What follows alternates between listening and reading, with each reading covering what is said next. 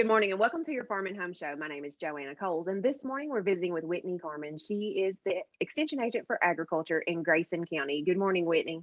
Good morning. How are you? I'm doing well, and I'm glad you're here today because we're going to talk about a very timely topic that's coming up, and that's hay sampling. Mhm. Yes, hay sampling is one of those things that people can do throughout the summer and throughout their growing season. But typically in the fall, which is when most of the time we're getting ready to start feeding that hay, we are getting inundated with hay sampling. And so that is a great way to tell exactly what nutrients you have for your livestock, whether it's small ruminants, whether it's beef cattle, horses. And so that's the best, most accurate way to tell what you're going to be feeding those. And the great thing about hay sampling is it's fairly simple to do. So if you are familiar with soil sampling and taking a randomized sample, it's very similar. Because it is very important the sample that we get. And sometimes it's not as easy to get that good random sample, but it's so important to make sure that your results are accurate.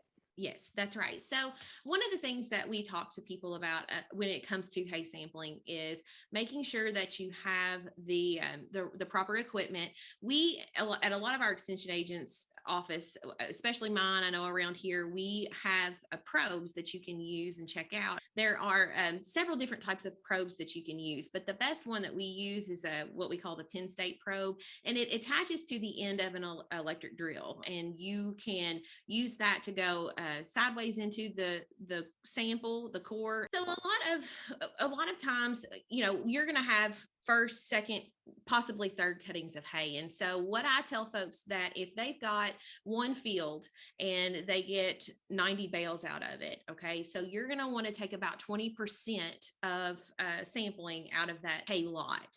And so, you're going to want to take at least 20 samples out of, and that means out of a hay bale. So you'll take one sample out of one bale, go a few rows down, take another sample. And what I would tell folks is that keep a bag with you, because that probe will only hold so much, and you've got to have a good mixture. So take a bag with you, and after every sample, you put it into that bag, and then you can mix it up, and then make sure you write down what that information is on that lot. So if it's grass hay, or if it's got clover in it, or if it's even like a summer annual or a baleage sample, make sure that you tell us what that is, so that way we can get the most accurate test done on that. Those samples are $10.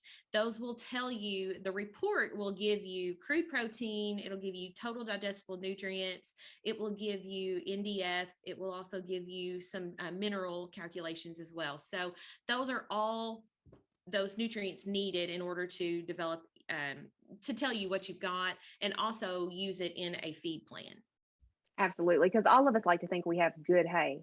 But knowing the exact numbers will help us make sure that we're making sure that our animals' nutrient needs are met, but also not wasting money, that we're making all that money count into our feeding operation for whatever livestock we're feeding.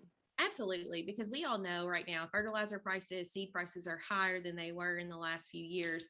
And we want to know when, and we try to cut our hay at the best possible time, which, is important. But we know the weather is also, can be suspect at that time of the year as well. So knowing if you've got, knowing what you've got going forward is a good way to tell. And also, if you do it yearly, it gives you an indication of kind of what you've got, if you're getting better, if your hay quality is getting better, and if it's getting poorer, what you can do to help fix that too.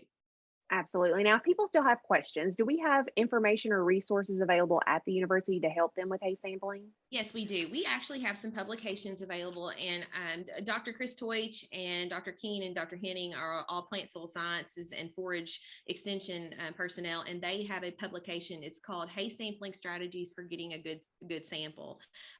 Pictures, quick key points on what to do, and that is available at any extension office that you are in. So. All right. Or if you want to type that into your favorite search engine, they have a really nice website and that should come up. Whitney, certainly appreciate the information today. And if you have questions about hay sampling, make sure to contact your local extension office. Thanks for watching and have a great day.